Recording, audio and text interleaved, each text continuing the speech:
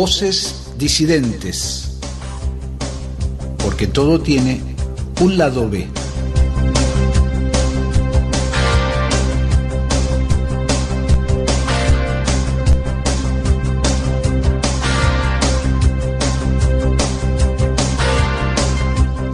Cultura, política y actualidad para sentir y desplegar el alma, el alma.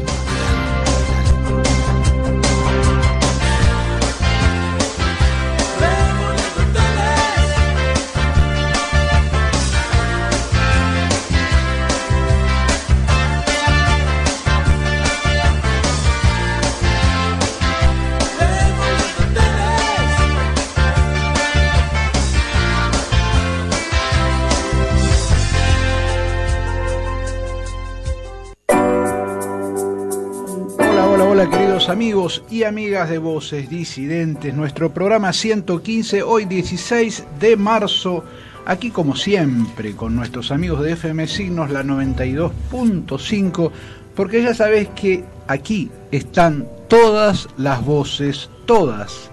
La idea es desgranar las noticias de los últimos días de la mejor manera posible, tratando de ser objetivos, imparciales y siempre con una mirada estrictamente popular, pero más que nada nacionalista. Quien les habla, Daniel Rodríguez Solastierre, con mis compañeros de equipo Ana Freddy, Sebastián Rodríguez. ¿Qué tal? ¿Cómo están? Hola, buenas tardes a mi equipo de radio, Daniel, Sebastián, Juan Manuel, y buenas tardes también, sobre todo, a toda nuestra querida audiencia. Y la verdad que hoy estoy un poco enojada, te diré, ¿no? Porque este gobierno no deja de asombrarme. La verdad, nuestro presidente, más precisamente, no deja de asombrarme. Habla de la inflación, habla que el viernes le va a hacer la guerra a la inflación, pero bueno, de golpe es un gobierno que está hace 2 años. Y de golpe es un gobierno que permitió que YPF y todas las compañías petroleras aumentaran la nafta el 10%. En enero, el 10% ahora, estamos en un 20% de aumento, con la consecuencia de que cuando aumenta la nafta, aumenta absolutamente todo. Entonces, la verdad que no entiendo, y ahora se ve que dijo la guerra a la inflación del día viernes, pero si había un plan, ¿por qué no lo hizo antes?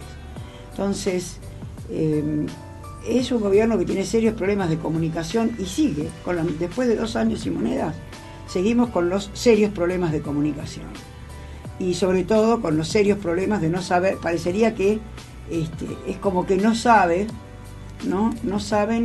para dónde ir. El Fondo Monetario Internacional, el acuerdo con el fondo está muy bien, pero ahora tenemos que tener un plan económico que sea para los próximos 2 años. No podemos decir, ahora comentó todo, vamos a socorrer la inflación, vamos a ver qué pasa con la inflación. Me parece que como que en realidad me está causando una cierta desesperanza. Sí, el tema es que todo bien con el tema de la pandemia, todo bien con el tema de esta guerra que se ha iniciado en Rusia-Ucrania, el tema del acuerdo con el FMI, es decir, son todos atenuantes de alguna manera, pero lo que vos acabas de decir yo lo comparto. Pareciera que nunca hubo una idea clara respecto de cómo combatir a este germen violento, diría yo, de una inflación superior al 50%, como se ha sabido en el día de hoy, 52,5%. Es una verdadera vergüenza que un gobierno popular no pueda responder a estas expectativas que, como vos bien decís, ha generado en una gran parte de la población. Como carácter simbólico puede ser interesante decir, a partir del viernes vamos a tener una guerra contra la inflación, pero en realidad es un problema gravísimo, endémico también, que debiera estar claro de qué manera. Yo no soy economista y no me voy a meter en esas lides, pero debiera estar claro cuál es la manera del Frente de Todos como para combatir la inflación, y parece no estar claro. No se sabe si va a haber controles de precios, si no va a haber o va a haber precios cuidados, si se aplican retenciones o no a las exportaciones agropecuarias, de las cuales dependen mucho los precios de los alimentos en la Argentina. Yo también de alguna manera estoy desesperanzado en ese sentido, porque si no combatimos la inflación, es un país invivible, Argentina. Entonces, lo que vos decís como comienzo de nuestro programa número 115, realmente sí, a veces es desesperanzador y desesperante. Sí, se va. Sí, algunas cosas sobre todo esto, ¿no? Recuerdo que a Juan Grabois, el dirigente social, hace un par de meses lo habían invitado, bueno, en una de las tantas entrevistas que dio, e hizo una crítica, bueno, al frente de todos, diciendo un par de cosas interesantes. Por ejemplo, que había un problema de verticalidad y horizontalidad, hablando de la forma en que se reparte el poder dentro de una fuerza política, ¿no? Dentro de una coalición. Cuando dijo un problema de verticalidad, se refería a que el presidente no tenía autoridad sobre el gobierno, sobre el resto de las personas, de los funcionarios, de los ministros, como que no tenía suficiente autoridad, no ponía orden. Y un problema horizontal en el sentido de que mucha gente que forma parte del Frente de Todos, al ser muchos por partidos políticos e ideologías distintas, hay mucha gente que no se habla entre sí. Según Grabois, el gobierno está formado por distintos, actualmente el actual gobierno está formado por distintos sectores que no tienen conexión entre sí, no se interconectan, no son como una red, entonces cada uno actúa de manera aislada, uno dice una cosa, después sale otro y lo contradice, como que no tienen contacto permanente entre sí a pesar de ser parte de una misma fuerza. Claro. Esa es una de las cosas sí, claro, no tienen unidad. Uno de los problemas que veo, ¿no? Y después otro tipo de cosas, por ejemplo, que el ministro de Economía no puede ser que a 2 años lo único que haga es seguir hablando del FMI y no hable nunca de los asuntos inmediatos, cotidianos e internos del país, que es realmente lo que le preocupa a la gente. Y me hace pensar si no será que... no es por alabar a Macri ni nada de eso, ¿no? Pero recordemos cuando Macri puso 2 ministros de Economía, me hace pensar si quizás no es que necesitamos un ministro de Economía no, 2 ministros de Economía, perdón. Uno que se dedique a una parte de la economía, otro que se dedique a otra. Ya que tenemos un ministro que solamente habla de cuestiones del FMI, quizás necesiten a una otra persona que se dedique a los asuntos internos, porque parece que Martín Guzmán nunca se acuerda de esto. El tema es cuál es el plan. Fernández, ¿cuál es el plan para combatir la inflación? Me lo decís de una vez por todas, porque ya me estoy enojando. Te voté y te volvería a votar con tal de que no venga la derecha liberal en la Argentina. Pero le puedes decir a los ciudadanos de una vez por todas cómo se combate la inflación y poder por lo menos ir bajando, porque no se puede vivir de esta manera. No se puede vivir de esta manera. 2 ministros de Economía no, necesitamos un plan eficiente, no 2 ministros de Economía. Un ministro de Economía, un plan eficiente. Eso no lo digo porque son 2 grandes problemas. Tiene que ver, el primer problema que había que resolver era el FMI, pero paralelamente debió haber combatido o haber efectuado o armado un plan contra la inflación. En eso estoy de acuerdo. Vos habías traído otro tema. Sí, yo traje un tema, porque este tema de, digamos, la inflación y de la suba de la nafta lo queríamos tocar así como comentario, tampoco para desarrollarlo demasiado porque no somos economistas y no nos vamos a meter en eso, pero hay otros temas también que están dando vuelta y yo me voy a meter con un tema internacional que de alguna manera todavía me deja boquiabierto, ¿no? Me resulta hasta difícil expresarlo o comentarlo. Voy a tratar de ser rápido y breve, pero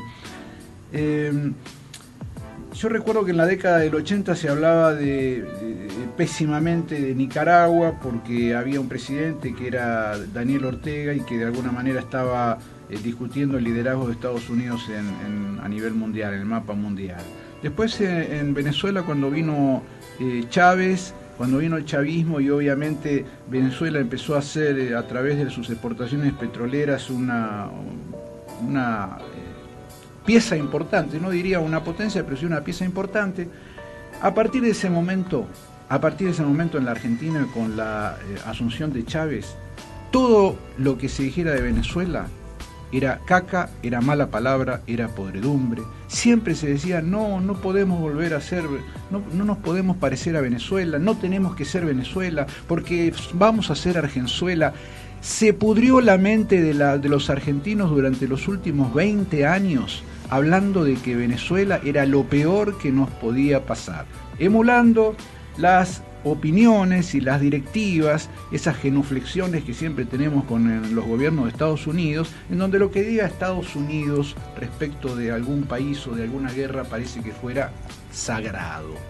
Digo esto porque vergonzosamente, me da hasta vergüenza nombrarlo esto, vergonzosamente esta semana se supo que la Casa Blanca estadounidense evalúa levantar las sanciones a Venezuela y comprar petróleo venezolano después de imponerle sanciones catastróficas durante años a Venezuela. ¿Saben por qué lo está haciendo? Simplemente porque la invasión de Rusia a Ucrania está haciendo que, como ustedes saben, se hayan impuesto sanciones económicas a Rusia desde Estados Unidos y también desde parte de Europa. Entonces ahora Estados Unidos, sabiendo que no le va a comprar a Rusia, va con la escupidera, la primer potencia mundial va con la escupidera a ver a Maduro, como ya ha sucedido esta semana, para que Maduro le venda petróleo y de alguna manera se normalicen las relaciones que entre los dos países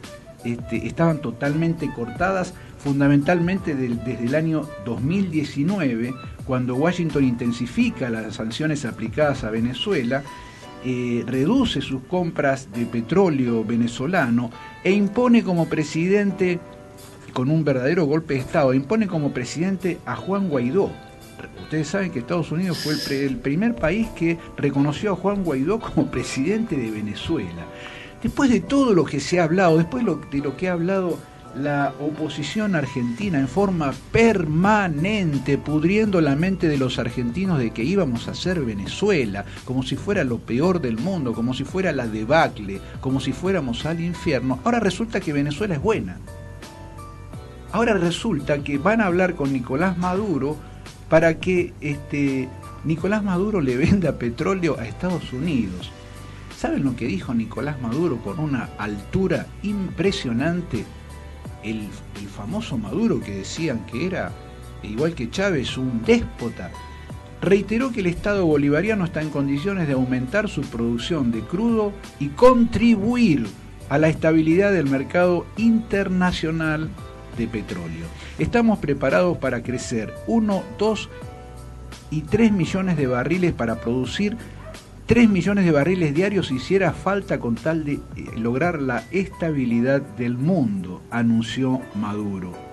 Es decir, se empiezan a normalizar relaciones entre Estados Unidos y Venezuela después de que toda la vida nos dijeron que Venezuela era lo peor del mundo. Este acercamiento de Estados Unidos a Venezuela, donde se demuestra que la política internacional solamente es política económica, solamente son los intereses en juego los que valen, ya desató algunas reacciones a nivel mundial, en la comunidad internacional fundamentalmente, al punto de que algunos han dicho, por ejemplo, que el gobierno de Estados Unidos decide quién es el malo y quién es el bueno en cada historia, e increíblemente también decide cuando el malo se vuelve bueno o cuando el bueno se vuelve malo.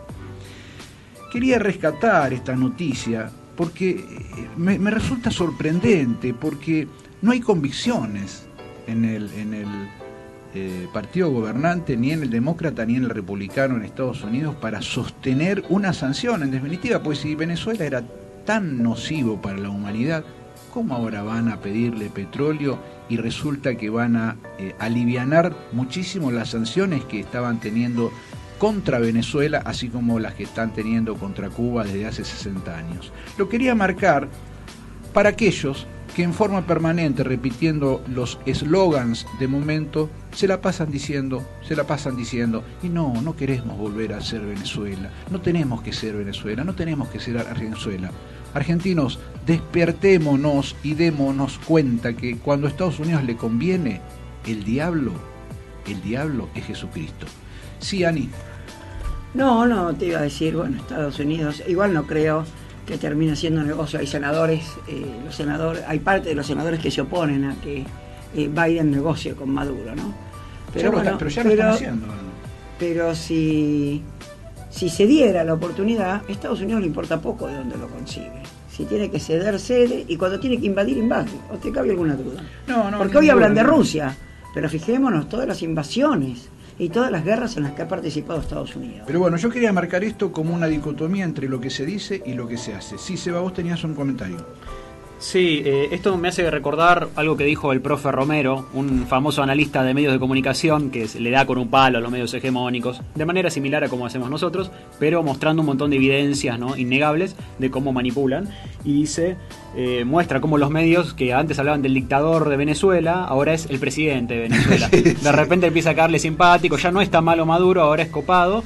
Y uno dice, o bien Maduro no era tan malo como se decía, o bien la situación con Rusia se viene genera tanta preocupación que son capaces de hacerse amigos, que digamos que Norteamérica es capaz de hacerse amigo de su peor enemigo con tal de sacarse de encima en realidad a Maduro le conviene, le sirve que le compren petróleo porque está tratando de salir de su inflación y levantar sus ventas en un país que es la primer potencia mundial. En definitiva, creo que le va a hacer un guiño y le va a perdonar que lo hayan embargado. Ahora resulta que Maduro es rubio y de ojos celestes.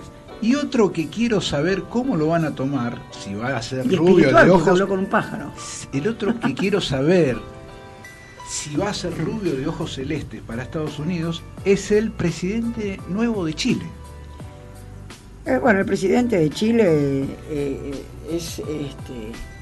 es una duda para todo el mundo, no solo para el mundo, para nosotros, para Latinoamérica también, porque bueno, toda una cosa asumió el 10, justamente hace muy poquitito se hizo cargo como presidente de Chile. Y yo creo que lo que va a hacer Boric va a marcar un cambio muy fuerte en la política y la cultura de la historia de Chile. Y además creo que toda Latinoamérica va a mirar muy de cerca el desarrollo de la gestión de Boric. Va a ser difícil para él a partir de ahora los desafíos que va a tener que enfrentar, ¿no? Va a tener que buscar, dijo en su campaña, en su página incluso, que va a buscar impulsar una reforma tributaria y va a pensar en la aprobación de la nueva Constitución. ¿Te acordás que ahora a fin de año se va a establecer esta reforma de la Constitución? Él pretende cambiar o encabezar cambios estructurales y tiene una agenda en este sentido bastante complicada. Prometió también reformas, ya dije, en el sistema previsional, en cuanto a lo que era el sistema previsional que tenía Piñero. El sueldo mínimo lo va a aumentar, según él, va a reducir las horas de trabajo, va a profundizar en el proceso de regionalización, deberá resolver la desigualdad social que hay en Chile, el aumento de la inflación que estaba en 4%, y nosotros pensamos que estaba en 4 o 5% y hoy Chile está en el 7% y los preocupa que pueda subir un puntito más. Imagínense, pero para ellos es realmente un desafío volver a normalizar esa inflación que para ellos se le está subiendo más del 7%, se estima en este 2022.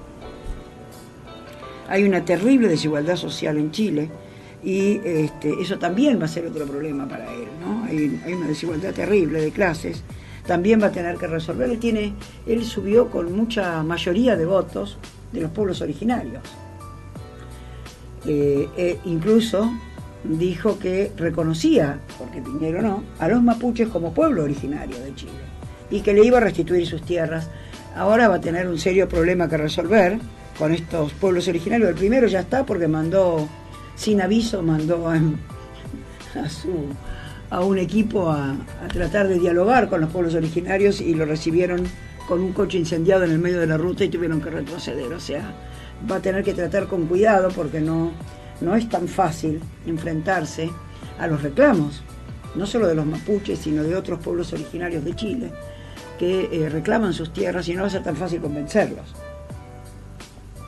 Va a tener que negociar de una manera distinta a la que viene hasta ahora y dicen que por lo menos para negociar con esta gente hay que avisarles, voy a mandar no se puede ir así de golpe y caer en la comunidad indígena. Va a tener que avisarles y tratar de hacer una mesa de acuerdos, ¿no? Vamos a ver si resuelve este conflicto mapuche que lleva largo tiempo, ¿no? Así que bueno, vamos a ver qué es lo que hace y por supuesto también tiene el desafío que tenemos todos los países del mundo, que es cómo va a afectar la guerra de Ucrania y Rusia en su economía, ¿no? Cómo va a impactar. Son desafíos muy importantes. Vamos a ver si puede cumplir todo lo que él prometió y sobre todo vamos a ver cómo él se desempeña, ¿no? Igual para Latinoamérica yo creo que va a ser un presidente que va a sentar un fuerte precedente en el cambio estructural que va a hacer con Chile. Yo, por lo pronto, creo que así va a ser. Es una bocanada de aire fresco para las democracias latinoamericanas. Muy joven y con muchas ganas, ¿no? Junto con la posible, desde mi punto de vista, hablo desde mi punto de vista, junto con la posible vuelta de Lula en Brasil en las próximas elecciones. Me parece un dato importante y bueno, habrá que esperar. Habrá que esperar cómo se manejan los pingos en la cancha. ¿Sí se va? Sí, con respecto a las horas de trabajo, el tema de la reducción de la jornada laboral, habría que ver a cuántas horas pretende reducirla. Eso sería muy interesante y algún día tendríamos que hablar de esas propuestas que hay de que se trabaje 4 días a la semana. Esa es otra cuestión, pero me hace pensar en eso, ¿no? En el tema de la reducción de horas o de días, no sé bien cómo lo estará planteando en el caso de Boric, pero sería interesante. Y también es cierto que si bien hay un retorno de los gobiernos populares, tal como decíamos, entre comillas, populares, que bueno, después uno se lleva sorpresa, pero digamos que son gobiernos que defienden al pueblo en comparación con el neoliberalismo, vuelven, pero por general ya no son tan izquierdistas como antes, ¿no? Eso es lo que está pasando en muchos casos. De hecho, un izquierdista, o que se dice izquierdista, como el caso de Boric, las medidas que propone parece más de centro, parece una cosa así, con todo respeto. Progresista es la palabra, ¿no? Bueno, entonces más que nada lo que se ve es eso, ¿no? Creo que relacionando esto con lo que decíamos antes de Venezuela, creo que lo que pasó fue que la derecha se aprovechó tanto de la situación económica de Venezuela, asustó tanto a la gente con el famoso vamos a hacer Venezuela, que hasta los propios izquierdistas, los propios progresistas dijeron yo no quiero tener nada que ver con eso. Creo que en muchos casos pasó eso y que a los mismos peronistas, progresistas, izquierdistas, etcétera, les da un poco de miedo terminar relacionados con la situación actual de Venezuela y por lo tanto termina inclinándose a la derecha. Creo que eso es lo que ha pasado en muchos casos. Es como que tienen miedo de irse a la izquierda para no ser confundidos con él, para ser confundidos con él. El mundo actual se está moviendo. Estados Unidos resulta que ahora es amigo de Venezuela y resulta que en Chile está asumiendo un socialista, izquierdista, que de alguna manera muestra que hay otros caminos posibles. Veremos qué pasa. Esto es como esas series intrigantes que nos dejan pensando y bueno, habrá que ver los próximos capítulos. Veremos los próximos capítulos. Vamos a la primera pausa.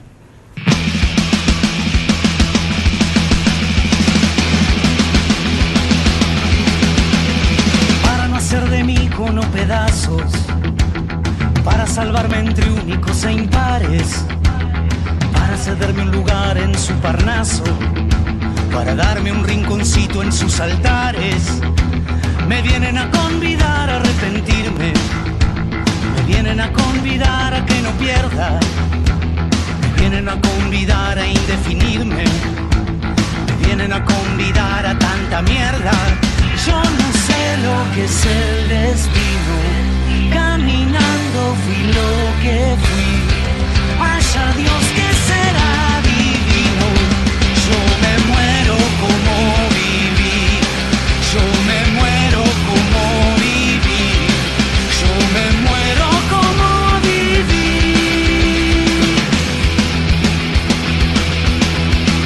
Yo quiero seguir jugando a lo perdido, yo quiero ser a la zurda más que diestro, yo quiero hacer un congreso del unido, yo quiero besar a fondo a un hijo nuestro. Que pasó de moda la locura, digan que la gente es mala y no merece, pues yo seguiré soñando travesuras, acaso multiplicar panes y peces. Yo no sé lo que es el destino, caminando fui lo que fui, haya Dios que será divino. Yo me muero como viví, yo me muero como viví.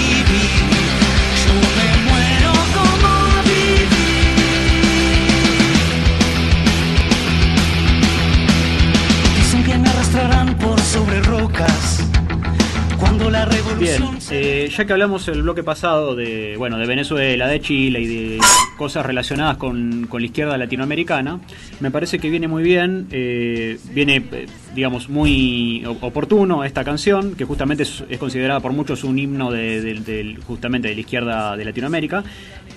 Un tema que se llama El Necio y que, pertenece al gran Silvio Rodríguez, gran músico.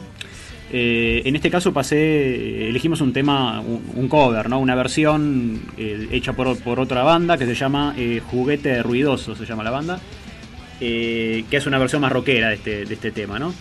El tema original del de Silvio Rodríguez cumple ya 30 años justamente ahora, ¿no? Y justamente se da en una situación, en un punto de inflexión de la historia, que es cuando cae el muro de Berlín y se empieza a preguntar a Silvio Rodríguez qué es lo que va a pasar con la revolución del socialismo y etcétera, ¿no? ¿Qué va a pasar en el mundo con eso? Esta canción él se la dedica al revolucionario Fidel Castro y la revolución cubana en general, ¿no? Y también dice, de alguna manera, dice Silvio Rodríguez que es un tema un poco autobiográfico y que en cierto modo hace referencia a cierta ingenuidad de él, de lo que es creer en un mundo distinto, en un sistema distinto que no sea el capitalismo, ¿no? Hace referencia a esto. Y más que nada lo queríamos poner el día de hoy porque me parece que realmente nos pareció que iba con justo acorde. Estábamos hablando de Nicaragua, de Cuba, de Venezuela, de Chile. Justo cayó. No, lo he elegido, traté de que coincidiera hoy. En realidad tiene que ver bastante con el tema de la asunción de Boric en Chile, más que nada para estar a tono con esa cuestión, ¿no? Después vamos a poner otro tema también relacionado con todo esto. Ahora, yo la vez pasada hablé un poco de Miguel Grinberg, seguramente lo recordarán todos los oyentes. Hablé sobre esta personalidad que falleció recientemente, hace menos de 2 semanas, y que, como siempre, los medios de comunicación están en cualquier otra cosa menos informando el fallecimiento de personas tan importantes para la cultura argentina, ¿no? Lo cual a mí me gustaría también mencionar como un ejemplo de lo que decimos siempre, de la falta de valoración de la cultura argentina, de la propia cultura, en donde importa más, no sé, Halloween, por decir algo, las celebraciones y las tradiciones y las grandes personalidades y artistas de otros países, como de Norteamérica, por ejemplo, y como de Estados Unidos, y pocas referencias a lo que es la cultura nacional, ¿no? Hablé de alguna manera de lo que había sido Miguel Grinberg en su importancia apadrinando a los primeros rockeros argentinos que hubo acá en la década de los 60, ¿no? Y que falleció ya a los 84 años recientemente. Él tenía en promedio 10 años más que el resto de los pioneros del rock nacional. O sea, cuando estaba empezando el rock nacional, el tipo ya tenía 30 años. Entonces, de alguna manera los ayudó, les dio difusión, no solo a los músicos, sino a los escritores, a los poetas de ese entonces, que tenían ideas que eran novedosas para ese entonces, que eran antibelicistas, que tenían mucha crítica hacia las continuas dictaduras y golpes de Estado que en ese entonces lamentablemente se daban. Y mencioné bastante de esas cosas. Ahora quiero continuar mencionando algunas cuestiones más que él aportó, ¿no? Además de estar muy metido en las cuestiones ecológicas, tal como habíamos dicho, un respeto por la ecología, porque es lo que es la concientización en lo que tiene que ver con el cuidado de la naturaleza y demás cosas, así como el activismo, la relación con otros hippies pacifistas, la relación con los comienzos de la música rockera de acá y otras cosas. También tuvo muchos logros, como por ejemplo pasó también por la radio, además de escribir revistas, libros y todo lo que hemos mencionado la vez pasada. Tuvo su primer programa radial en 1972, ¿no? Y se inspiró mucho en lo que era Hugo Guerrero Martínez, según lo que dicen. Se inspiró, lo que él dice, se inspiró en eso. Y hablaba sobre rock, como es lógico, pero también sobre lo que él llama ecología urbana. O sea, nuevamente lo mismo, ¿no? Mezclando la música con la ecología, era una cosa constante a lo largo de su vida. También, más recientemente, fue columnista también del área de lo que es la ecología en en la radio nacional la Radio Nacional de Buenos Aires, ¿no? Sí, bueno, la Radio Nacional, en donde también produjo un programa llamado Rock que me hiciste bien, bueno, que tal como le dice el nombre, es un programa que obviamente hace referencia a la música. Bueno, fue muy importante en estos ámbitos. También pasó por la docencia, dio clases en distintas universidades. De hecho, como no podía ser de otra manera, también fue profesor de la cátedra de Ecología, por si alguien lo dudaba, en lo que es TEA se llama, ¿no? La sigla, ¿sí? Una escuela también donde... Taller Escuela Agencia. Claro. Es una escuela de periodismo que fue bastante revolucionaria en la Argentina. Claro, sí, estuvo muy relacionado con esa cuestión, y aparte también fue profesor de periodismo ambiental, algo que evidentemente hacía él y no sé si muchas personas más. Bueno, de hecho decíamos la otra vez que fue pionero de algo llamado ecoperiodismo o una cosa similar. O sea, mezclando distintas cosas, ¿no? Tratando de innovar. También fue una persona muy espiritual.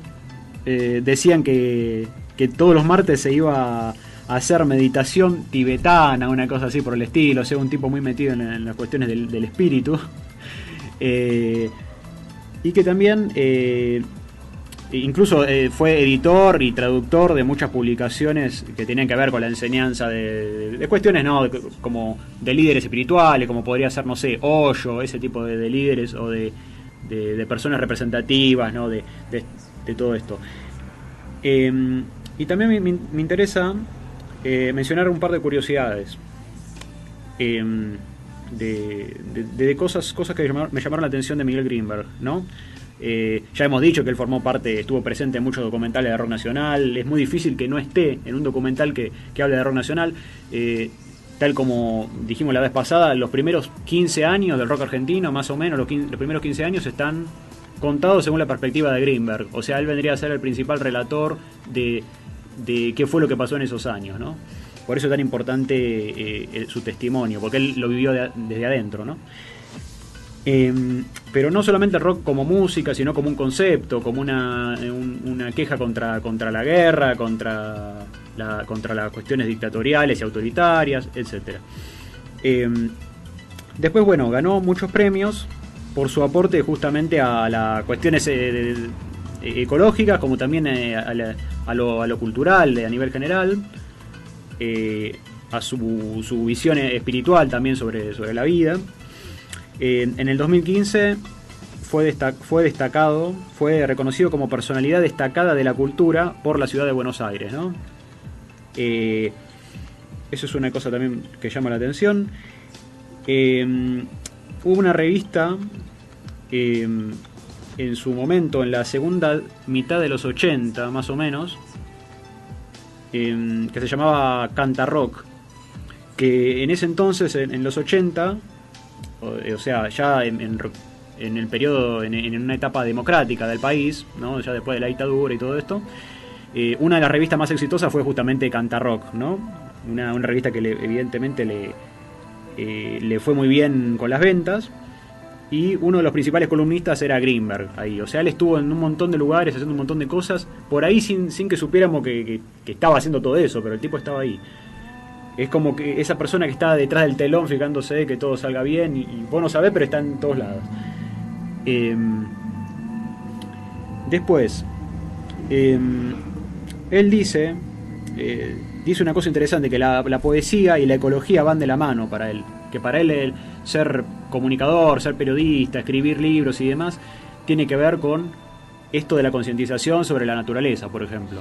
Que uno tiene que usar la comunicación para tratar de abrirle la mente a la gente y que vea lo que está pasando con el mundo, etcétera, ¿no? Y después, bueno, tal como hemos dicho, la crítica lamentable que tenemos que hacer a los medios de comunicación que le dieron la espalda a Grinberg, como le dan la espalda a un montón de cosas importantes que suceden, ¿no?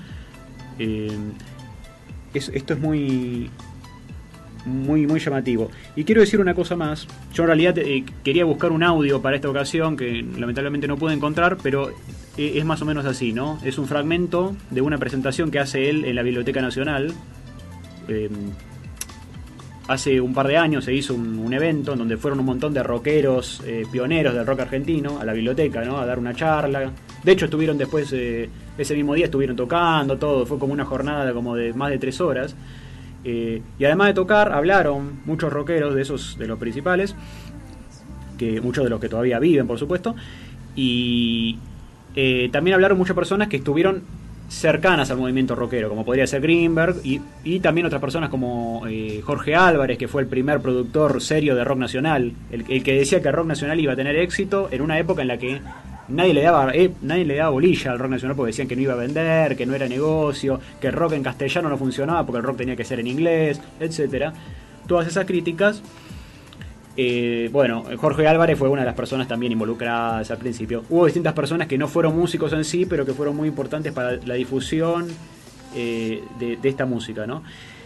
Y dice una cosa muy interesante, Greenberg. Dice, la gente siempre cuando querés hacer algo nuevo o cuando querés innovar, la gente siempre se te mata de risa, te critican, te dan con un palo, te insultan, te pegan, te difaman de todas las formas posibles, dice. Y él da una metáfora, hace una metáfora en la cual decía, primero se te matan de risa, cuando, no sé, te va a ver alguien a, no sé, a un bar, no sé, estás tocando, por ejemplo, o leyendo poesía, y te va alguien a ver a un lugar chiquito, se te matan de risa.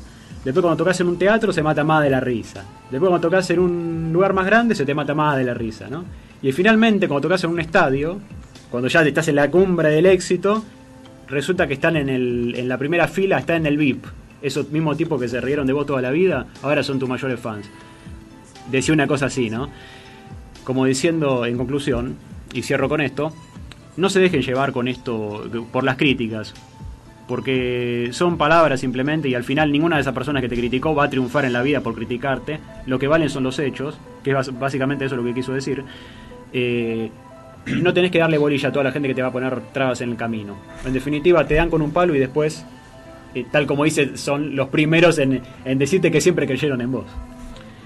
Este es nuestro homenaje a Miguel Greenberg. Esto, sí, terminamos acá con esto. El otro programa pasado dijimos muchas otras cosas. Más o menos es una reseña general, ¿no? De muchas cosas que hizo. Este gran, bueno, hippie, ecologista, padrino de rock nacional, etcétera. Bueno.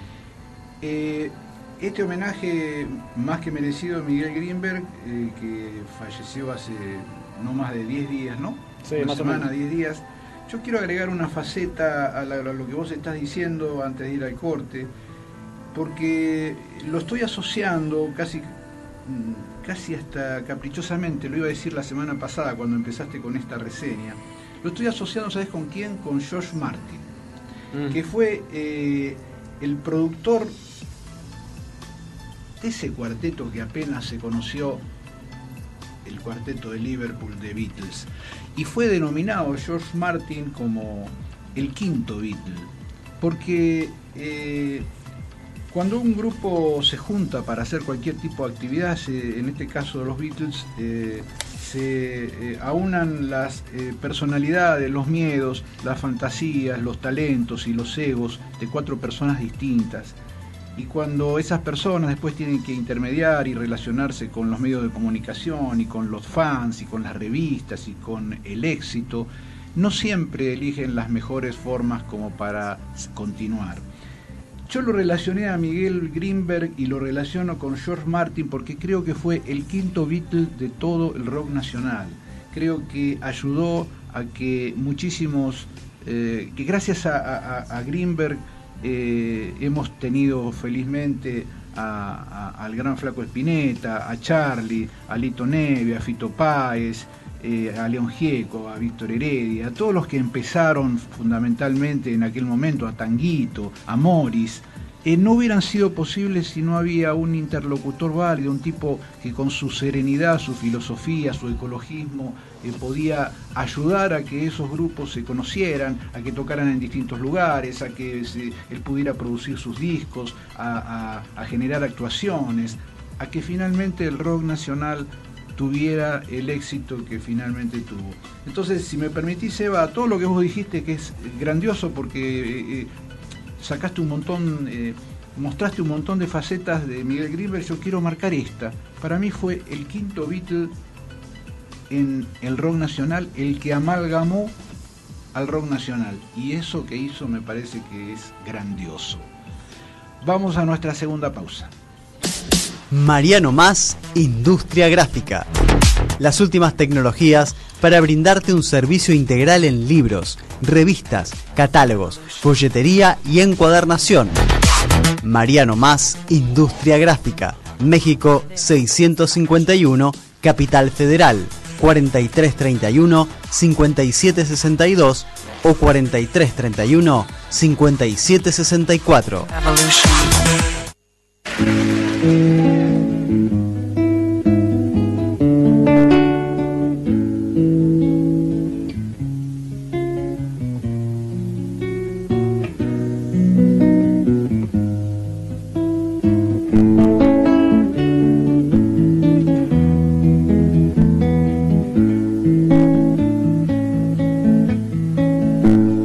Pisaré las calles nuevamente de lo que fue Santiago ensangrentada y en una hermosa plaza liberal me detendré a llorar por los ausentes.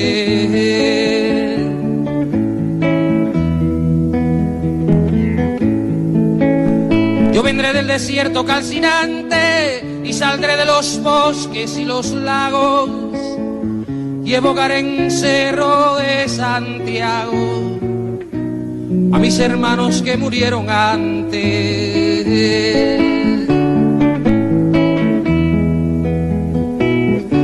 Yo unido al que hizo mucho y poco, al que quiere la patria liberada, dispararé las primeras balas, más temprano que tarde sin reposo. Retornarán los libros, las canciones que quemaron las manos asesinas. Renacerá mi pueblo de su ruina y pagarán su culpa los traidores.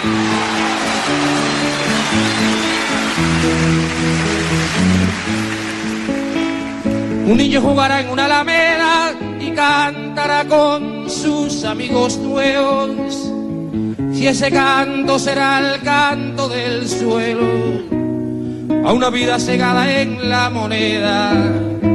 Yo pisaré las calles nuevamente de lo que fue Santiago ensangrentada y en una hermosa plaza liberada me detendré a llorar por los ausentes.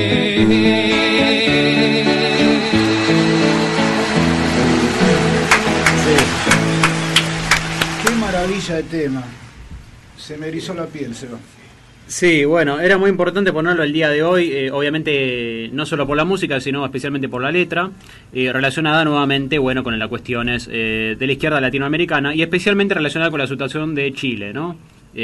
Tal como decíamos, bueno, asumió Boric en estos días, y bueno, justamente tiene que ver con este tema que se llama Yo pisaré las calles nuevamente, de Pablo Milanés, también compañero muy cercano a Silvio Rodríguez, ¿no? Y que de hecho este es un homenaje a Salvador Allende, ¿no? Que bueno, justamente, ya que hablamos de Chile, es bueno, el presidente que justamente terminó muerto tras el golpe de estado de Pinochet hace justamente 50 años, ¿no? Ya medio siglo de todo esto. Y bueno, de hecho, Pablo Milanés, quien canta este tema, dice justamente que él prometió que nunca más iba a pisar las calles, por eso se llama así el tema, nunca más iba a pisar las calles de Chile hasta que no terminara la dictadura de Pinochet, ¿no? Recién, cuando se fue Pinochet y todo, 25 años después volvió a pisar Chile, cuando Pinochet dejó de ser comandante de las Fuerzas Armadas, según lo que tengo entendido, ¿no? Bueno, recordemos, Pinochet, por si alguien no lo sabe, es la persona que aplicó dictatorialmente el famoso plan que ahora te defiende Milei y todos los impresentables, ¿no? Bueno, te defienden el plan de Pinochet, de un dictador. El plan económico, ¿no? Y bueno, simplemente eso. Muchas cosas se pueden decir, pero más que nada era para homenajear, para recordar esto, ¿no? ¿Con qué vamos ahora? Bueno, Me falta lo... No, bueno, yo voy a cambiar de tema totalmente, cerrando el programa como para contarles algo, si bien no es gracioso, sucedió en uno de los países que jamás a mí se me podría haber ocurrido que pueden pasar estas cosas. Un país que culturalmente es un ejemplo, que es Japón. Japón es el tercer país más educado del mundo, o sea, lleva el puesto del tercer país donde la educación tiene el nivel más alto del mundo. Y bueno, pero lo negro siempre está, la viuda negra siempre está, y aparece en cualquier país. No se me hubiera ocurrido que los japoneses, la verdad, tengan redes sociales, como puede ser acá Tinder, o como pueden ser otras tantas que hay acá dando vuelta. Apareció, saben, el estafador de Tinder, pero nunca se me hubiera ocurrido que una viuda negra pudiera surgir en Japón, que tienen, un alto grado de cultura y de educación, pero sin embargo también ellos tuvieron su oveja negra, su viuda negra. Pero aquí llaman dentro de la viuda, sociedad. ¿Qué sería una viuda negra? A ver. Bueno, esta mujer lo que hacía era, precisamente, quedó viuda, la verdad que quedó con deudas y que quedó con mucha plata por pagar, digamos, hasta su casa embargada, cuando muere su marido, y entonces no tuvo mejor idea en ese momento que decir, bueno, que de alguna manera la tenía que recuperar. Y empezó a participar de una red social y buscar candidatos acorde a sus necesidades. Tuvo la suerte de que le cumplieran todos esos requisitos, todos los requisitos que ella ponía, de buena posición, culto, con buen dinero, con un buen pasar, por una relación seria. Y así empezó con el primer candidato. El pobre hombre, bueno, empezó a salir con ella, se enamoró, creyó que había encontrado la mujer de su vida, se casa, y así empieza el primer, la primera víctima de esta viuda negra, ¿no? Ella para hacerlo más corto, los envenenaba con arsénico, los invitaba a almorzar, después de un almuerzo, le ponía arsénico en la comida y terminaban. En el caso de este hombre que manejaba una moto, lo sacó de la casa para no tener problema, lo mandó a pasear con la moto y muere en la calle. Entonces, cosas así que ella no podían la policía imaginar que podía ser ella.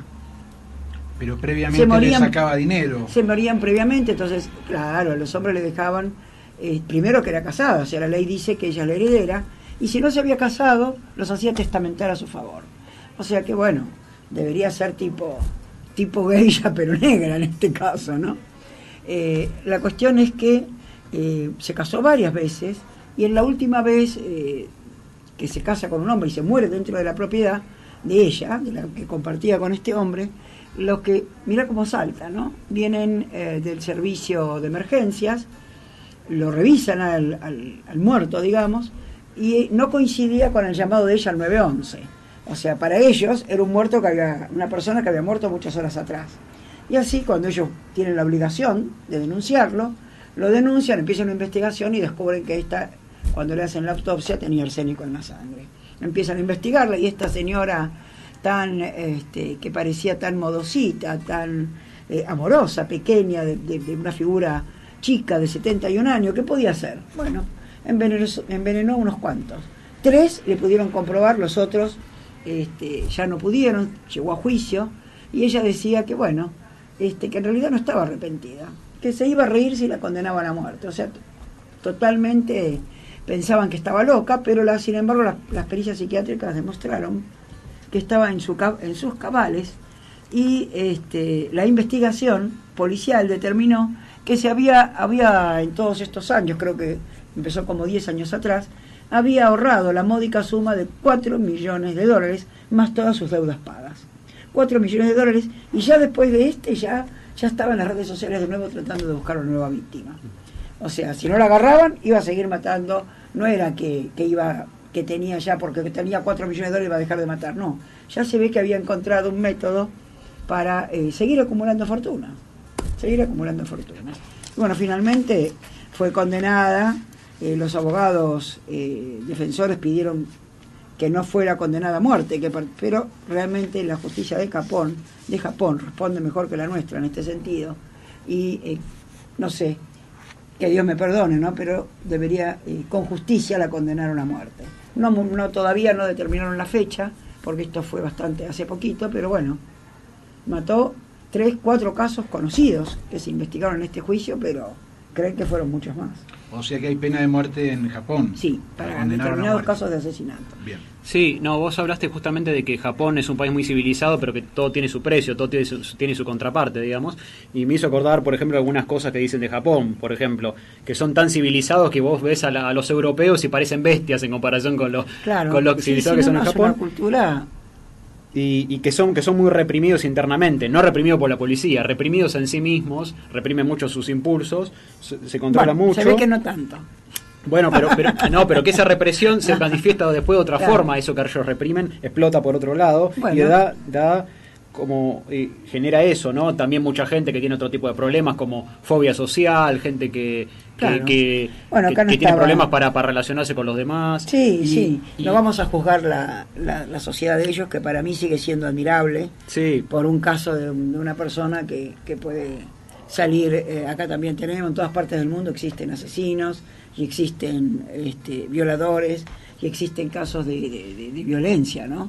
Pero me causó como una cosa de incredulidad que pueda suceder en una sociedad tan organizada como la de ellos, ¿no? sí, y me acuerdo también un caso de los 80, bastante viejo, de creo que fue un caníbal, un tipo que había hecho un crimen terrible o varios crímenes terribles, y que lamentablemente que cayó en una especie de hueco legal en donde el tipo lo dejaron libre. Por alguna razón, alguna falla en las leyes, no sé qué pasó. Y bueno, también No es por puede contradecir pasar. lo que vos decís, pero me hace acordar ese caso tan curioso que el tipo quedó libre después de haber hecho cosas terribles y se transformó, hasta se hizo por ahí famoso. sería otro caso, otro tipo de asesino. Pero bueno, digamos. acá por lo menos lo juzgaron, bueno, lo que tienen que hacer. Esperemos que esta noticia... Esperemos que ustedes Ana tengan cuidado en las Freddy, redes, porque miren, Esperemos que acá esta también hay noticia, viudas negras. esta noticia que usted está tirando Piénsenlo no antes de dé meterse en las ideas, no dé ideas a algunas mujeres que estén dando vueltas por ahí, que quieran, que tengan alguna deuda y quieran No, resarcirse ya hubo, de esa ya hubo deuda. acá, sí. Sí, seguro que sí. Bueno, yo quiero pasar a otro tema y ya nos estamos despidiendo del programa, pero es un tema que está dando vueltas desde hace algunas semanas y yo quería rescatarlo porque me parece importante. Siempre decimos nosotros en Voces Disidentes la importancia de que un gobierno, cuando asume, continúe con aquellas cosas buenas que hizo el gobierno anterior. Bueno, esto no había sucedido cuando asumió Mauricio Macri en el 2015, no había sucedido con el Plan Cunita, lamentablemente, una iniciativa maravillosa que tuvo lugar en la segunda presidencia de Cristina Kirchner, y se levantó ese plan, digamos, dejó de existir, como tantos otros. Bueno, la ministra Carla Bisotti acaba de presentar hace unos días el prototipo de cuna del nuevo Plan Cunita, que ya está listo, el kit, y ha sido denominado Sueño Seguro. Es decir, el Plan Cunita, el conocido Plan Cunita, ahora se llama Sueño Seguro, ya es una realidad, lo que hizo Bisotti fue presentar el manual de diseño del kit junto con el prototipo de cuna, que lleva, como ustedes saben, el nombre de Tiaguito 001, en honor a Santiago Ares, el creador del modelo que inspiró Sí, ya el fallecido, programa original, sí. ya fallecido. Sí. No, te iba a agregar que a veces decimos, uy, tenemos tantos presidiarios y no hacen nada. Bueno, la fabricación de las cunas y de otros enseres que tienen que ver con el kit Sueño Seguro, es un acuerdo con el servicio penitenciario, van a ser los presos los que fabriquen estos kits.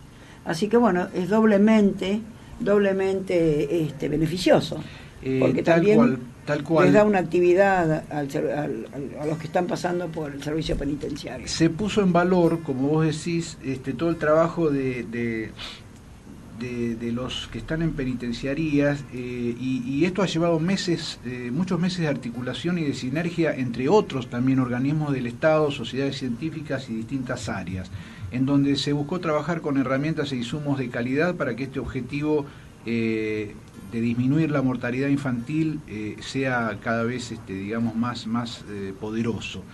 La idea es, concretamente, del plan Sueño Seguro, del kit Sueño Seguro, la distribución de Moisés y otros elementos entre familias con niñas y niños de 0 a 6 meses que perciben la asignación universal por hijo y que no pueden tener otro tipo de beneficio porque no están contratados en blanco, digamos, claro, en empresas. Se inscribe dentro de la ley 1000 días que fue aprobada para las mamás el año pasado, y es la continuidad de una política de Estado que hay que reivindicar, continuar y dejar instalada. Finalizo diciendo que este proyecto es de Argentina y dijo Bisotti que necesitamos que se reproduzca con calidad y seguridad en base a las normativas. Ya ha sido reconocida a nivel internacional la calidad de estas cunas y fundamentalmente por la creatividad e innovación de el ya desaparecido, como vos dijiste, fallecido Santiago Ares, que fue el creador del modelo. Ya nos estamos despidiendo, pero queríamos decir esto porque es una buena noticia. Muy bien. Nos vamos, Ana. Bueno, nos vamos hasta el miércoles que viene, y el miércoles que viene le vamos a contar que muchos programas de esta radio, FM Signos, estamos participando por un programa que se llama Premio, por un premio que es Río de los Pájaros. Pero después le vamos a contar el próximo miércoles con más detalle. Así que bueno, buenas noches a todos, hasta el próximo miércoles. Buena semana. Buenas noches, Argentina, en donde quiera que estés.